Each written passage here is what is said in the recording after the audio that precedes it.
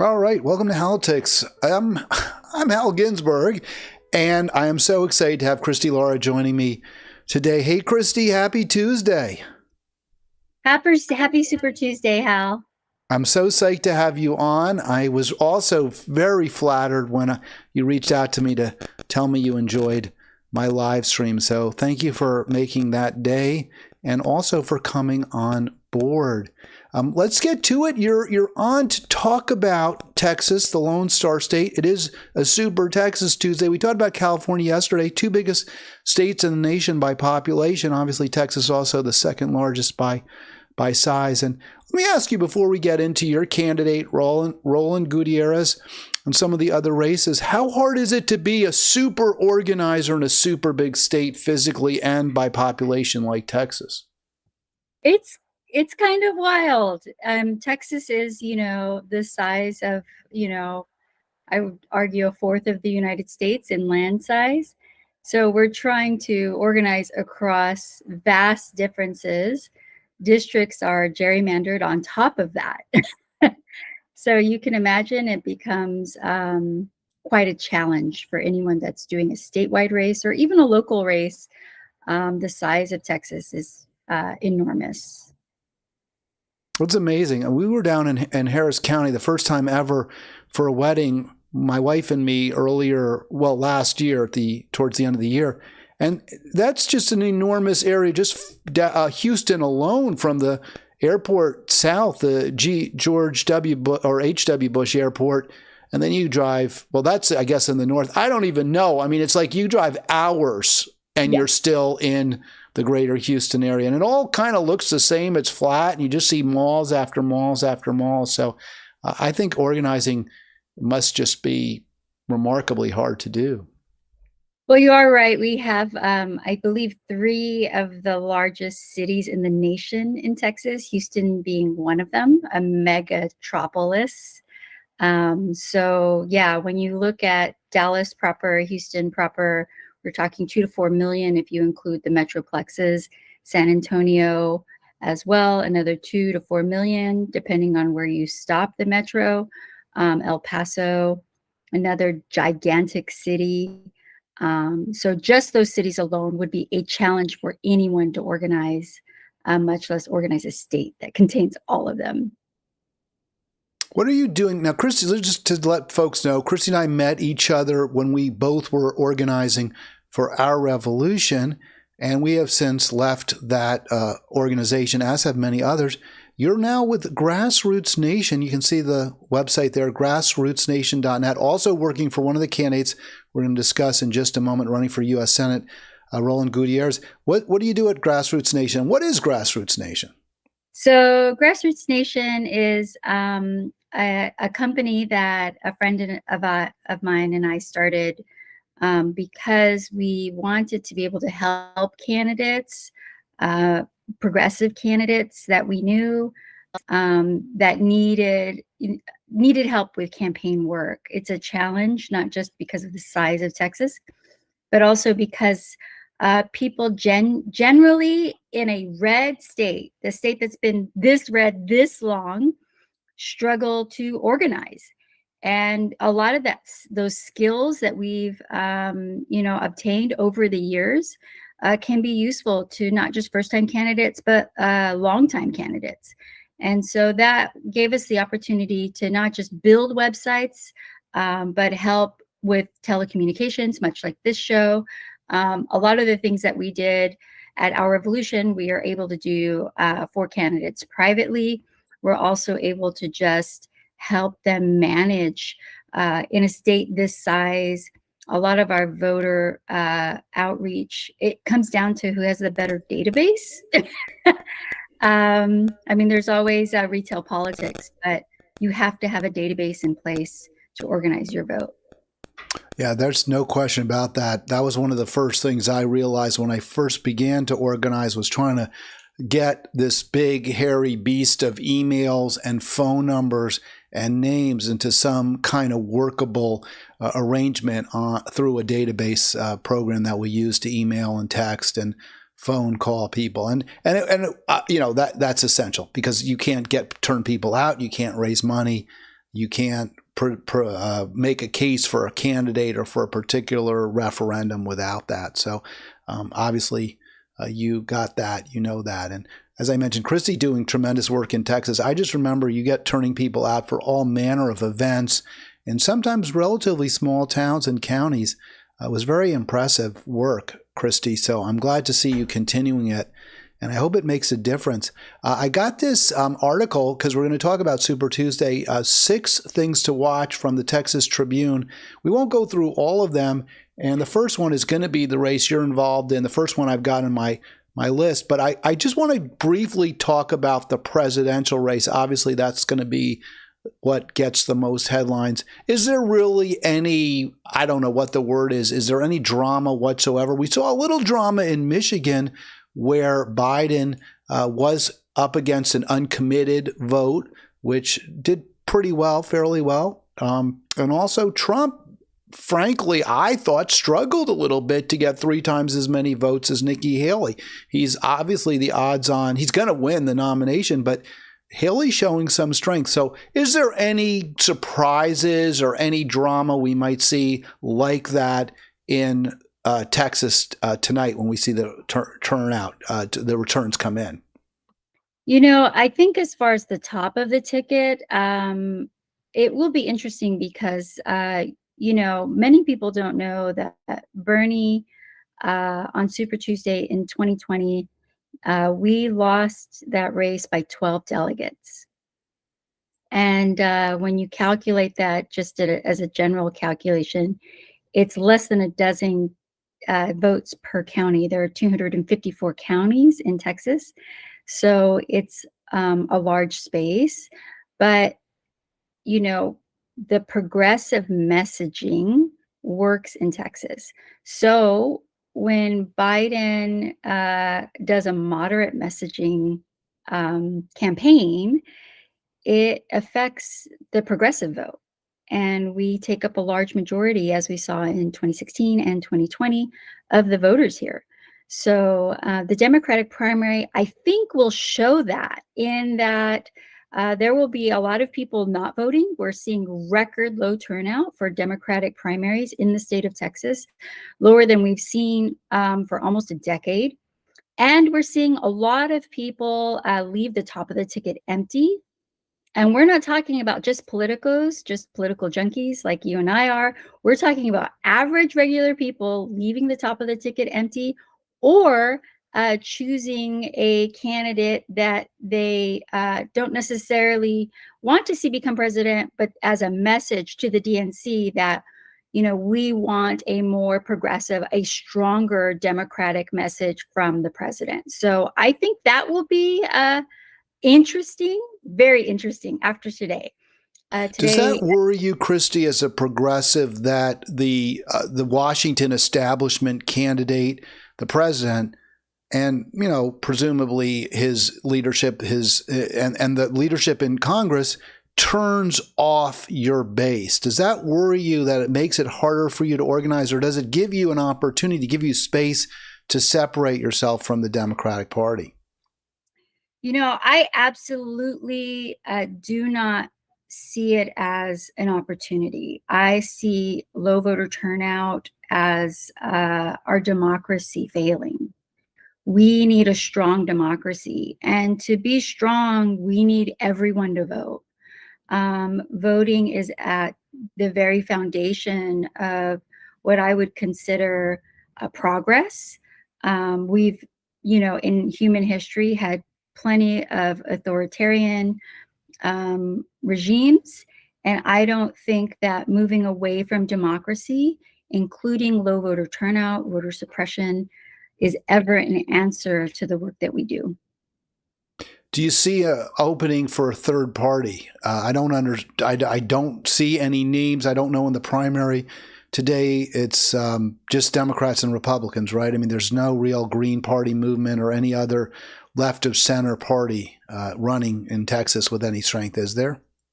So in the past, there have been Green Party ballots. The Green Party at one point crossed the threshold to be on our ballot in the general election. They may be successful again, but their turnout is so incredibly low, or just their reach is low. If I were to encourage third-party work, I would encourage people to start getting some local Green Party people at the city council level, the school board level, and move up.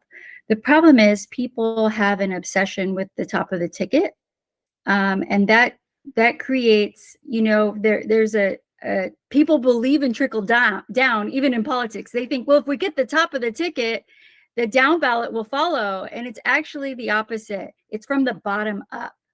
So you organize from the bottom and you move up. So if we want Green Party to be successful, or any third party to be successful, you start at the bottom of the ticket and you work your way up, which takes time, it takes patience, it takes actual organizing. And not everybody is in it for the work, as you and I both know, Hal. Well, it's also just really, really not just hard. I mean, it may seem impossible. I was talking to a Green Party organizer about this exact issue, and he made the same exact point. He said, we've got to stop worrying about presidential politics. We've got to stop worrying about even U.S., Congress politics. We have to worry about, dog catcher. We need to worry about if they're, I think, whatever, trash, any elected office.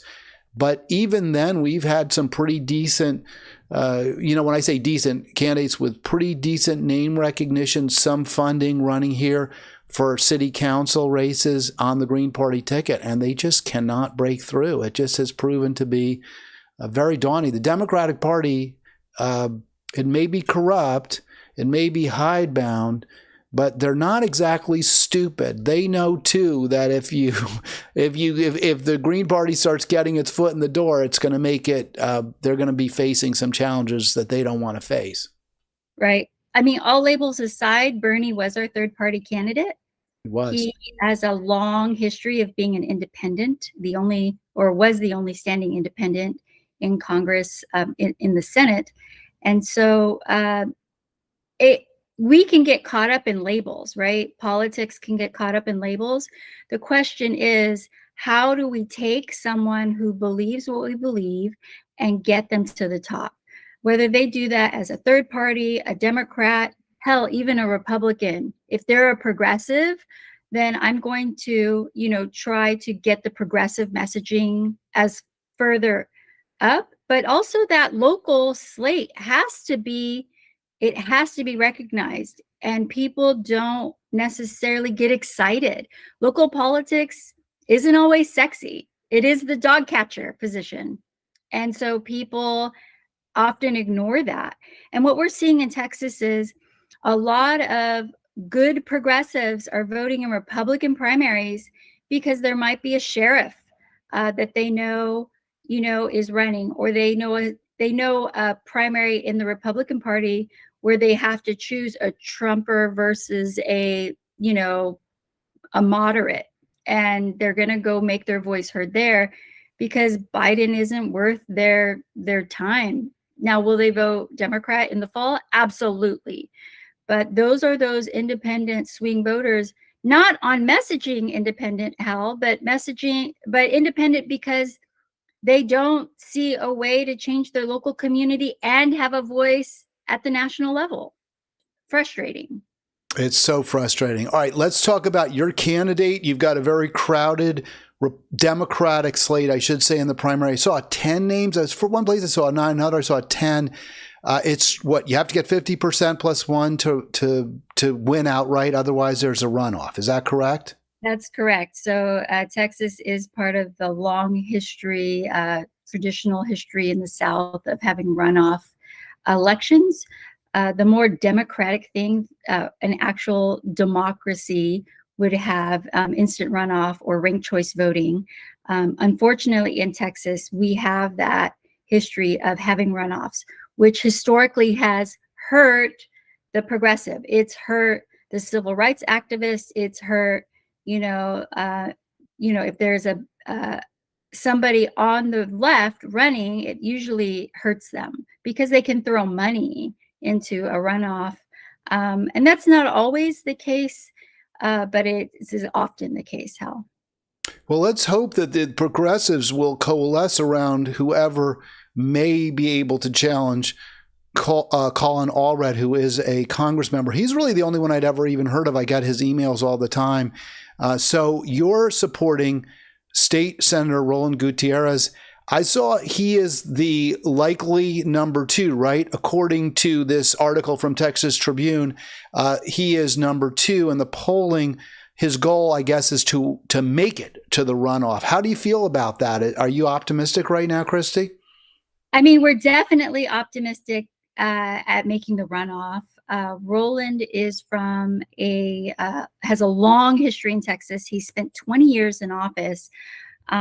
He was in the Texas House and now was in the Texas Senate.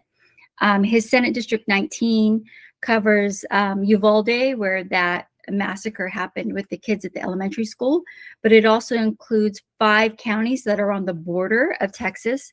And he's an immigration lawyer. So, Roland has a very strong voice, a very local Texas voice on what to do about our challenges we face at the border, about what to do with gun safety, about what to do with immigration reform, just to speak of a few things. But he also has, a strong progressive message. He is, and one of the reasons I support Roland is he came out early for a ceasefire when it wasn't popular to do. And so he's pushed that progressive messaging throughout his campaign. So we're excited to have a strong progressive voice running against Colin. Colin really doesn't have a position on many of these things. And if he does have them, it's a very moderate milquetoast positioning. So we're hoping our candidate comes through. So I was really pleased. I asked you off air if Gutierrez was for the ceasefire, and I was very pleased when you said he is, because I can't support a candidate right now, given how awful things are in Israel, given how I believe this is a moral crisis, and the United States has flunked it completely by our full-throated support for the Israel genocidal actions in Gaza. So I was very happy that your candidate is for the ceasefire. You said Allred is not. Is that correct? He has not signed up for that or called for a ceasefire at a minimum. Not only is he against a ceasefire, last I looked, and this was in January, he had accepted over $250,000, over $250,000 from AIPAC. And it's definitely a concern that a lobby group would have that much influence. But the other, which I think is why he's silent, honestly, also it's just politically safe to be silent on the issue, but it's not a moral stance. We need someone who's going to take a moral stance against genocide. And Colin is not that person. He's also not campaigning across Texas. He has literally been a ghost. I mean, he has tons of flyers and money and lots of money asked, but we have not seen him in the streets, in communities, organizing at the ground level, at the grassroots level at all. I guess he doesn't feel like he needs to, Hal, because he has all that money. Well, let me ask you this way.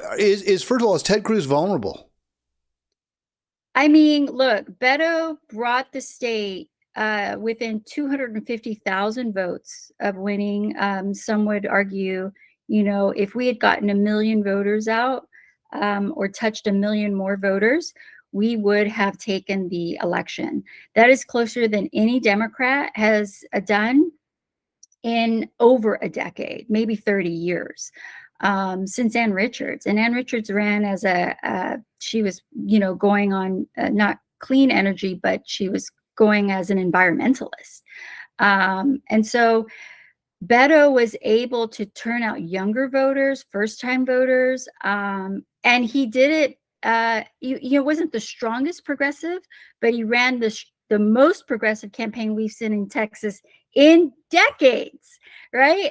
Maybe since Jim Hightower, whom you and I worked for, or since Ann Richards. And what Roland, when he's out there speaking, he's saying, look, Beto did this great work on progressive messaging. The time now in Texas is not to shy away and return to moderate messaging, which is what we've lost Texas with for 30, 40 years, but to push harder on that progressive messaging, because that's what helped Beto, and he believes that's what will help Texas. So is November going to be a fight? Absolutely. Is it going to be, just the grit of organizing? Absolutely. Do we think that Roland has the right messaging? He is the one with the right messaging. Colin Allred is more of the same, moderate messaging, milquetoast messaging. It's almost like he's reading off a teleprompter, Hal. And you just want to shake him up. It's funny because voters often don't seem to punish candidates who seem somewhat stiff and disconnected. It's so hard to know, right? It's really hard to know what's going to kind of catch fire in a campaign. I highlighted a couple of sentences from this Texas Trib article that jumped out at me. Reasons to support Gutierrez. One is that Allred is the favorite among Washington Democrats. They know him because he's in Congress. He probably just keeps his head down, doesn't ever challenge the consensus. And that's a very, very good reason to vote for Gutierrez, in my opinion.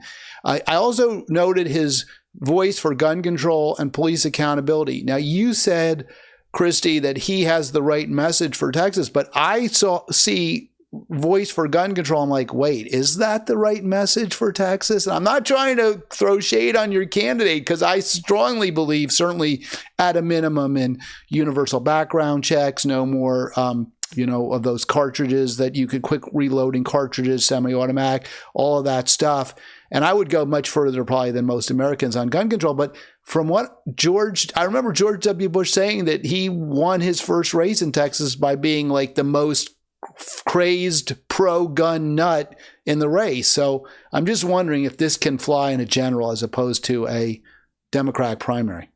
I mean, this is where we shake it up, right, Hal? This is where we get into the weeds and the stick of things. But Roland is a gun owner. He owns lots of guns.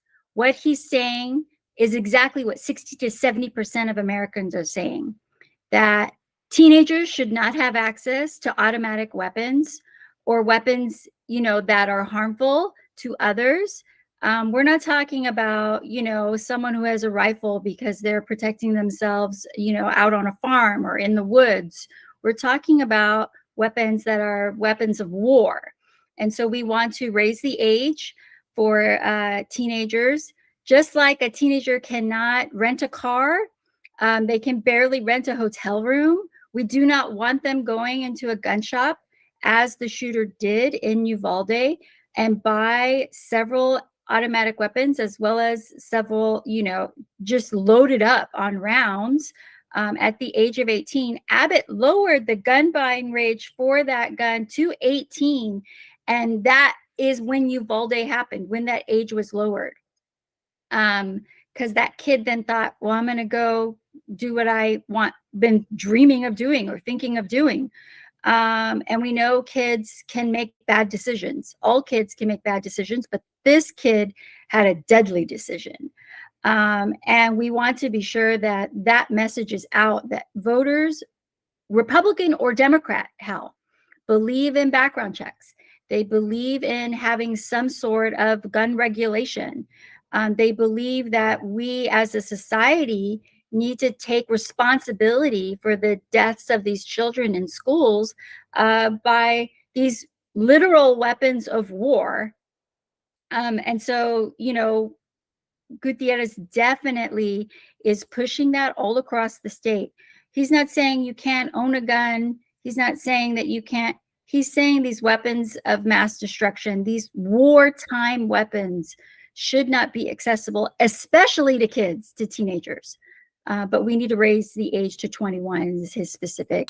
No, I agree. That's great hearing. And I do believe the message you're describing will resonate or would resonate, but I'm sure there's going to be an awful lot of smoke thrown up by the NRA and any other pro-Republican group to try to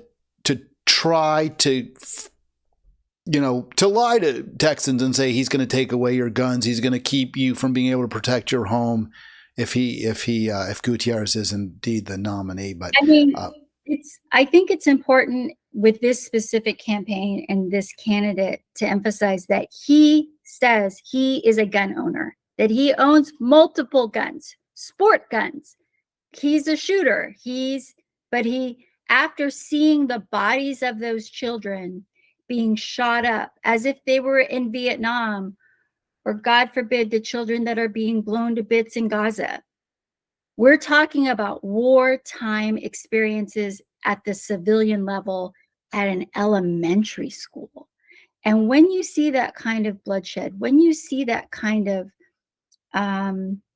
deadly device, Gutierrez, in his right mind, said, we have to do something. We have to change this. And I think every American, Texan or not, Republican or Democrat, would agree. And we have to push that. That is the moral stance that we have to push, that children should not be afraid for their lives in schools, and we need to do everything in our power to protect them.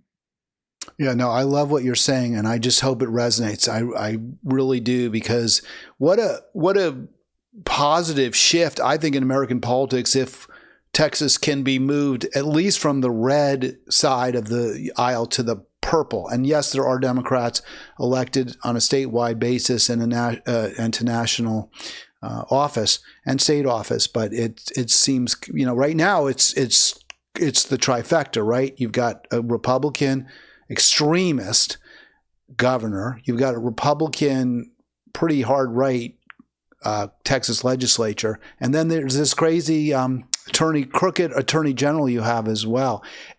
Where do you see those races going? This was also in the trip. I was really curious about this. I wanted your insight, but we can talk about Houston in a moment. But you've also got a attorney general who's supposed to be your top cop, top law enforcement officer, who's under indictment, incredibly corrupt.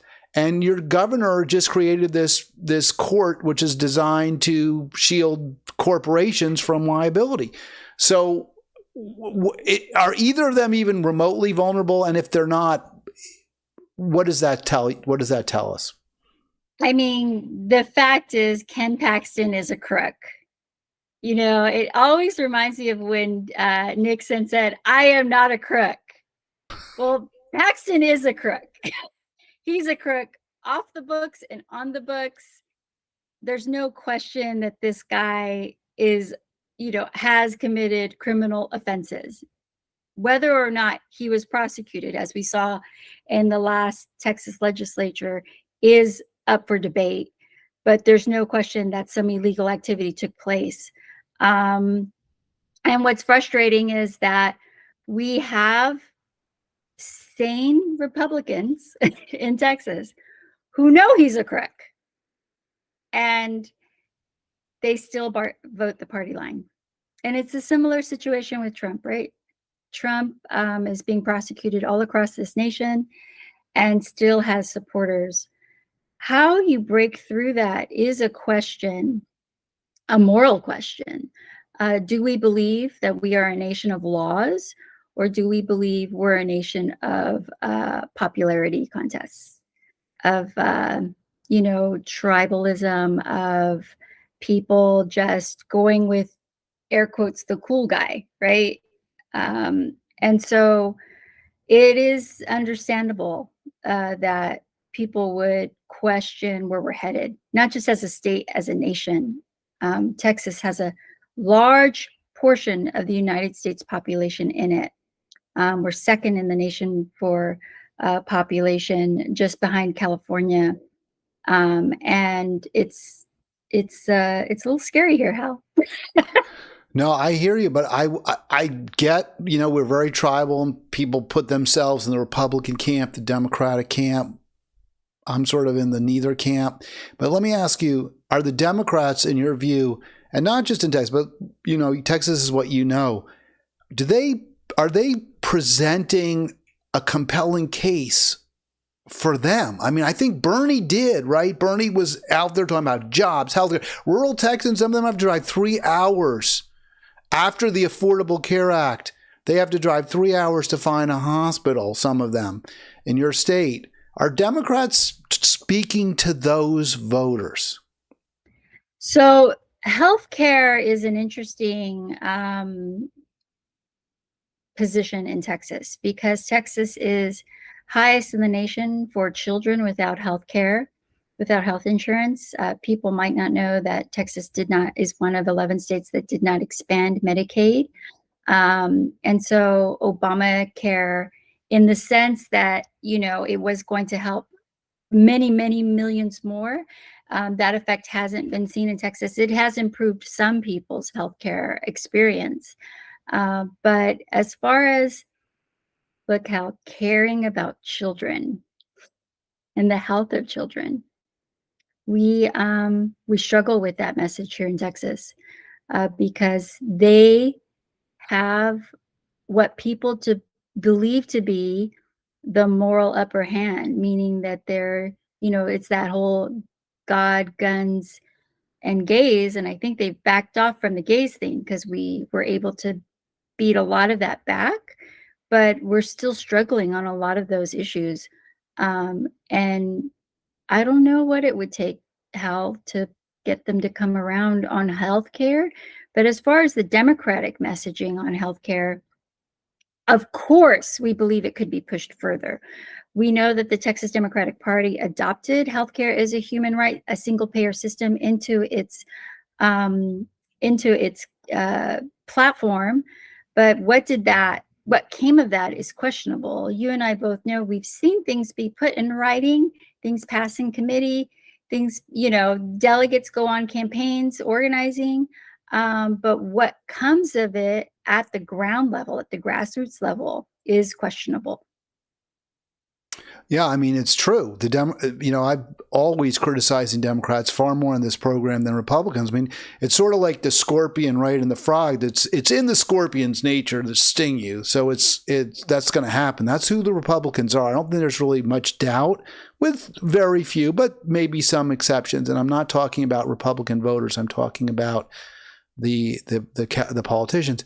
But unless Democrats can draw a very firm, I believe, strong, compelling difference between themselves and Republicans, especially in states where you have conservative social movements, very right-wing social ideas like Texas, they're going to lose races. In Texas used to be a Democratic state. When the Democratic Party was closely associated with working people, with pro-labor policies, Texas was a Democratic state.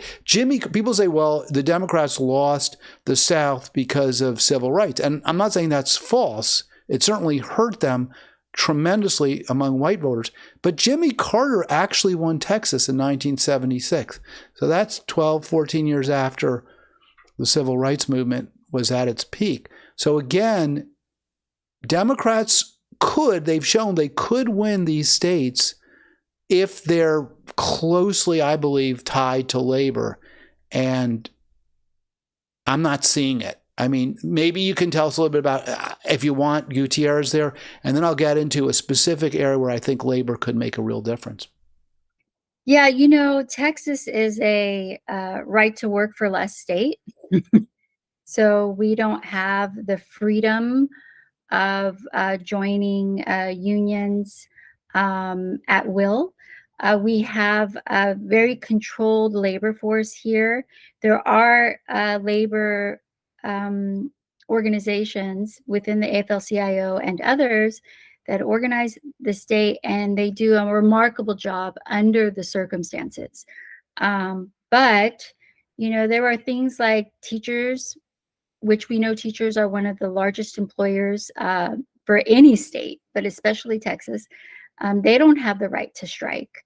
And they really limit their right to organize. We have American Federation of Teachers and National Education, NEA, organizing, but they are not, they don't have the full-fledged freedoms or even rights to activate at that organizing level. So, I think that a lot of what we experience here in Texas is, for lack of a better word, our inability to organize, not just politically, but also at the labor level, and at the state organizing level. Yeah, it's really unfortunate. I mean, money plays such a big part too. The billionaires down there do everything they can to keep the Republicans in power and to keep what should be a coalition of working people, multi-ethnic, multiracial, divided and at each other's throats. I put this up. This really struck me. The Texas AFL-CIO you mentioned is what was the first AFL-CIO branch or chapter, whatever they call themselves, to call for a ceasefire in Gaza. And they joined a number of other unions, including the UAW. So even when it comes to not obviously related to working conditions issues, you see labor leading. So this is why I'd love to see the Democrats really make organizing, make the right to unionize just an absolute core part of their messaging, their platforms. And maybe they are, but I just don't see it. And that may be either my fault or it may also be the fact that media doesn't want us to see it. I mean, yes, what you put up about, the ceasefire in Gaza, the Texas Progressive Caucus helped organize an effort within the TDP, the Texas Democratic Party, to pass a ceasefire resolution at the state level. At the time, we were the first and only Democratic Party in the nation to pass a ceasefire resolution. And thankfully, because we have such a strong progressive movement in Texas, we were able to carry that on. And thank goodness the AFL-CIO, also, push that messaging through that we believe that the ceasefire needs to happen in Gaza. This is a great moral crisis of our generation. We've had several, but this is definitely a major one. This is, I was just the other day watching a documentary about Hiroshima, and 70,000 people were murdered instantly with the dropping of the bomb. So if we look at the numbers that are being killed in Gaza, it's equivalent to a nuclear bomb. And I'm not sure people understand that at that level. It's just horrific. I mean, this is a genocide. I mean, I generally have been favoring the term genocidal acts as opposed to an outright genocide. But we saw that flower, as they call it, flower massacre, where Israel trying to disclaim responsibility, saying, well, we organized the food distribution. And I'm like, okay. And you had guys with machine guns standing all around. And as soon as the crowd got a little unruly, you open fire and you can complain, well, we felt unsafe. Well, the reason they were unruly is because they're starving, because you were starving them to death, and you couldn't even admit it. They tried to say, oh, no, they killed each other by the stampede, when it was obvious they were just machine gunned. Innocent people, starving people, women, children, men, all or almost all civilians murdered. And I think we need, language is important. I think so when people say we felt unsafe, what they mean to say is we were scared. Well, why are you scared? You're scared because you starved a population and you're scared of retaliation. You're scared because you know that the moral situation is in question. And whatever, a lot of people say those IDF soldiers are kids. We're talking, again, 18-year-olds with machine guns. What could go wrong? And I'm sure they get training, but if you're scared and you're a kid, bad things can happen. And these kids are, largely, they're policing a civilian state. These are civilians, kids. A lot of, young people, a lot of elderly people, they're just regular people like you and I, suffering at the hands of, Well, that This is so true, what you just said. This is not a war. It's not between two armies. It's not where they're fighting on a battlefield. It's young people, barely adults in many cases, with machine guns, patrolling civilians, patrolling, people who are. And the difference is, how that when a U.S. Army recruit is a kid, they're given extensive training. But part of their training is, I'm a military brat. So part of the training. Well, I always knew you were a brat, but I didn't know you were a. Right? See, I'm sorry. Just, there's a little humor, very little for you. But part of the training is you do not shoot civilians, and you sure as heck do not shoot unarmed civilians. That's kind of one of the bedrocks of, being a soldier, a professional soldier in the U.S. military. The fact that suddenly, somehow, it became okay to shoot civilians is wild to me. Soldier to soldier combat is one thing. Soldier to civilian combat, that's quite frankly unlawful, unethical, illegal, against the Geneva Conventions. No one is talking about it at the level that it needs to be spoken of. Do you think this could cost Joe Biden the presidency? And frankly, should it cost him the presidency? I 100% believe it could cost all of us our democracy. We're not talking about the presidency. We're talking about it could cost our nation for however long. We already know they took control of the Supreme Court. We'll be at their whim for another 30 years because of what happened in 2016. The ramifications of this election not going our way could be severe. He could lose not just the Democratic vote, but the progressive vote. He could lose the ceasefire vote because this is a humanitarian crisis, a moral crisis. Who's advising Biden, I believe, is the question. Whether Biden understands politically what's at cost here. Hillary lost Michigan, which means she lost the election. Michigan is a huge ceasefire state with a large Muslim American population there. That they would write off the people of Michigan when we know that that's why Hillary lost the national election in 2016 makes me question who's doing the math.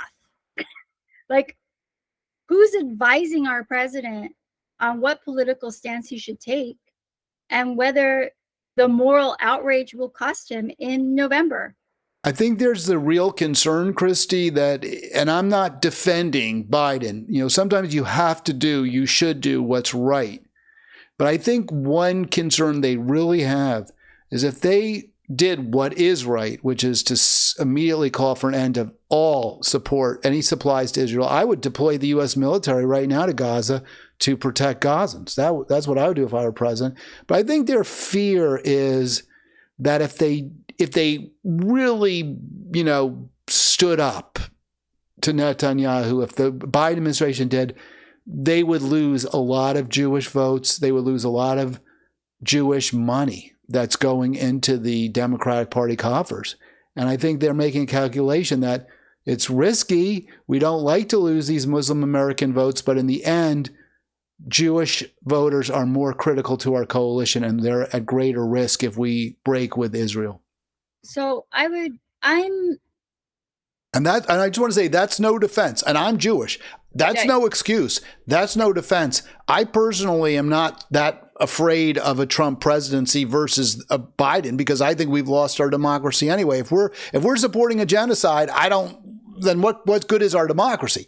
But all that said, if I was just being purely Machiavellian, I think there is that calculation by the Democrats. We cannot risk offending Jewish voters the way we can risk offending Muslim voters. What I will say is we are seeing an awakening of our Muslim brothers and sisters, politically speaking, because there's been AIPAC for a very long time, lobbyists in Washington pushing hard on what they want, how they want, public policy to be.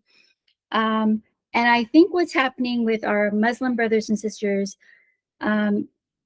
is that they're starting to organize politically at a level that we haven't seen before, because it is their Muslim brothers and sisters who are getting murdered.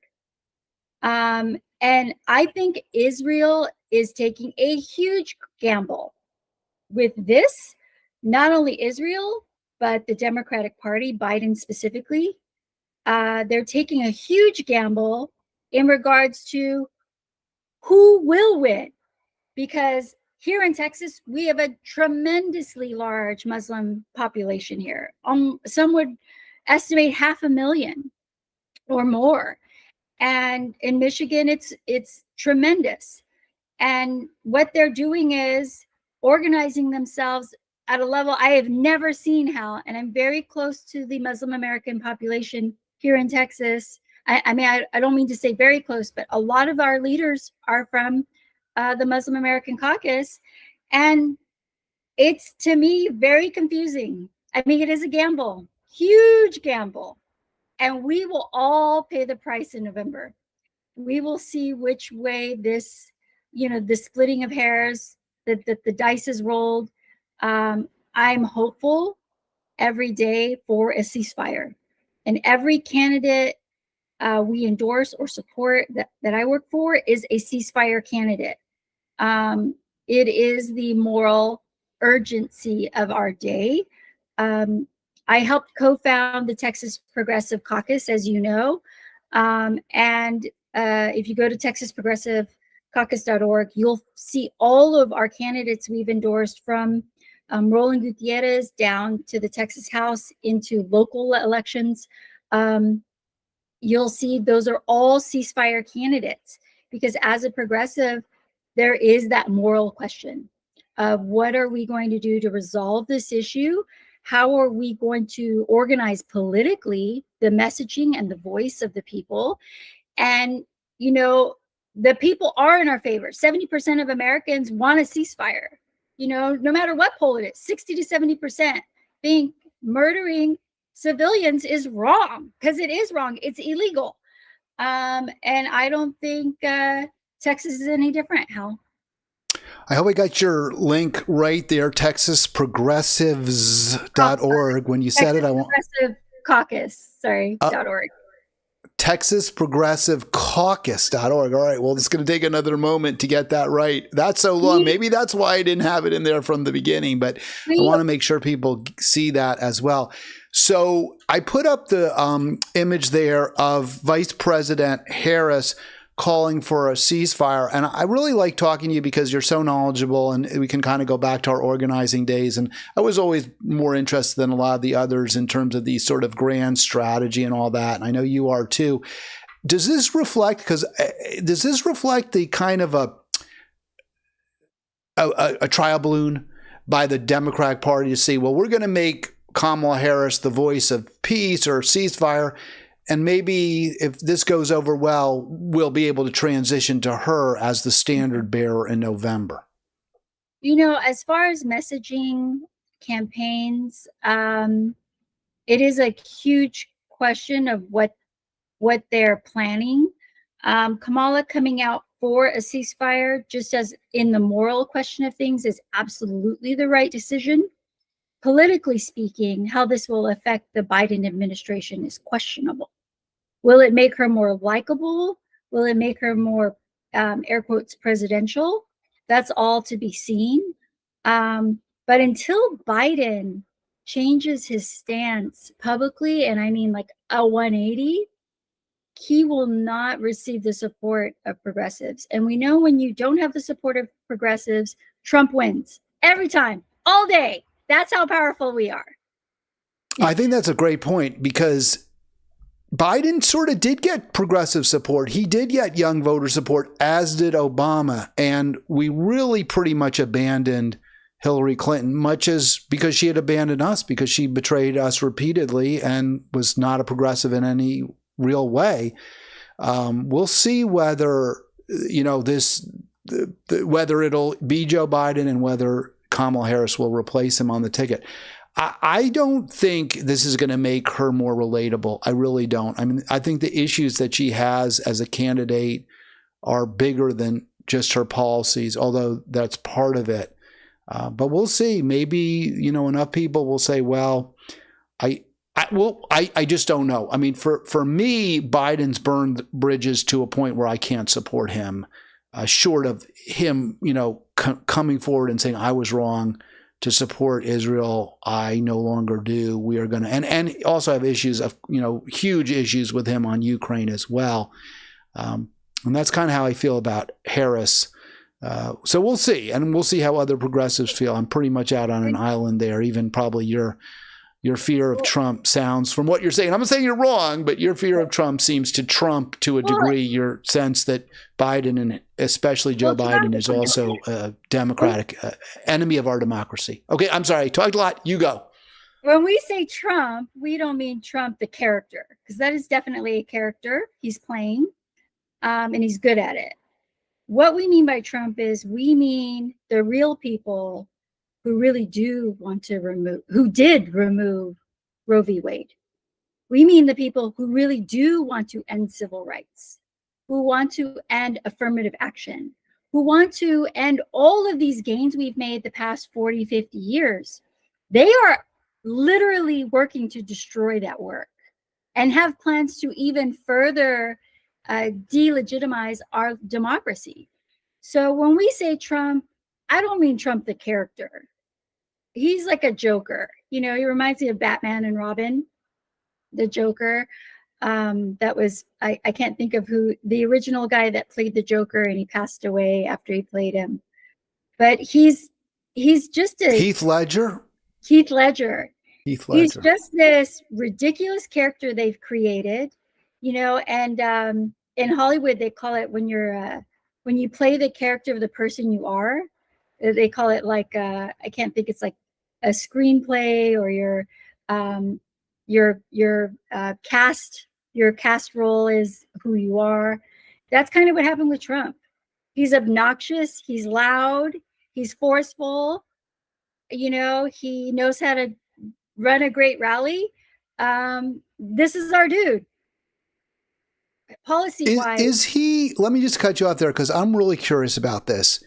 Is he really popular in Texas among Republicans? I wouldn't know. I mean, I've been down Texas. I've been to Texas a couple of times. I had a great time. And one thing I'll say is the cuisine is amazing. It had really, really good food.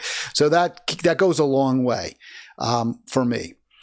I know there are a lot of problems in your state. It's getting, it's very, it's densely populated in some places, and there are wide open spaces in others. It's very flat. You get the flooding. There's not a good infrastructure because of the Republicans have hollowed out the state altogether. Is he popular though among Republicans compared to, say, a Nikki Haley? I mean, he has a cult following, Al. He has gold tennis shoes. Some of these people believe the evangelicals. So, a church in Texas, a mega church, might have 100,000 members. That's amazing. So that's just the church says that God's will is for Trump to be president. That's an instant boost of 50 to 100,000 votes. That's what we're talking about in Texas. It's really strange. Like, what did the pastors get out of doing that? I mean, I don't give them any credit for being decent people who care about their flock and want what's best for them. It's all transactional with them. So what do they get out of backing Trump? I mean, maybe they get assurance that their nonprofit status will, their non-taxable status will be, continue. We know that they're politically active. We know that they organize politically. And a lot of Democratic and progressive voices want to do something about it.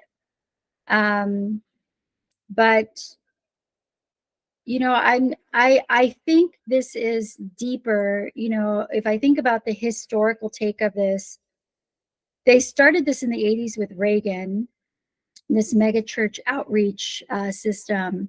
Newt Gingrich continued it through the 90s. We're seeing work that has, been done over decades. And for us to undo it isn't going to happen overnight. And we need to be clear about what we hope to achieve, in that whether we ensure that churches aren't political, or that they remain tax exempt institutions, that's all up for grabs, in my opinion. And I think for younger people, as we've seen in many polls, the younger people aren't really church goers, because they kind of see the ruse, right? They can kind of see past what's been done. Well, the issues that young folks are facing right now are simply not addressed by these churches in any way. The environmental collapse, job, the very few job opportunities, and even fewer good job opportunities. Looking at a life where you're going to be less comfortable, less secure than your parents were. The churches just are completely unable to address those issues. But I would just ask you this, based on what I understand, do the churches, these mega churches, for all their failings, they do provide, do they not, a bit of a community where, now state government, local governments have failed in terms of no more community centers, no more downtowns where people can gather. Schools are often not particularly safe, as we saw from Uvalde. People don't feel like that's a center for them. So as bad as the churches are, they do provide some support, some maybe daycare, and at least a feeling of community. And I guess, can Democrats try to rebuild the communities that no longer exist in these areas? Well, Jim Hightower used to always say that we were the church of progressive populism, and it was, it felt like if we were to have some success, we needed to create that sense of yes, we are actually trying to improve the world, because churches definitely have that messaging that they're trying to make the world a better place, or spiritually enlighten people. And we lose on messaging every time, Hal. That's why we're here. Because our messaging doesn't carry as long and as strong as their messaging. And my hope is that, we get it right at some point. That we're able to, and that's a lot of our candidates, I feel, are getting it right. The question is, can we bring them to the finish line? Can we help Roland get to the Senate, where we have someone that supports not only raising the age and wants serious gun reform, but someone who, also believes in raising the wage and believes in, healthcare as a human right, that wants Medicare for all. How do we bring that person past the finish line? And then when we get them past the finish line, how do we keep them in lockstep, right? Because you and I have seen people that we get past the finish line and then they kind of, go off. They sure do. They sure do that. Those call it all progressives right. Do that. It's super moderate. He's being backed by Pelosi. Here in Texas, we feel that DC is trying to choose our next senator from Texas. And whether it's this cycle or the next, we need to be sure that the progressive voice is represented here in our state. All right, it's great to talk to you, Kristi. Great to see you again. It's been a while, so I really appreciate the time spent with you. Now go win the primary for Roland Gutierrez. And go vote if you haven't voted yet. Happy Super Tuesday, everyone. Thanks so much, Kristi Lara. What a treat for me, and I hope for you. I know for you. I say I hope because I hope people are going to be watching and listening. That's the goal here, but it's just great to have Kristi with us. I'll be back tomorrow, Wednesday. Have a great Tuesday. And yes, if you're in a Super Tuesday state, please do vote. Even if you vote for none of the above, at least show your preference is for none of the above. So maybe somebody up there in the elite smoke-filled rooms, even if they're not smoking anymore, will listen. I'll be back tomorrow.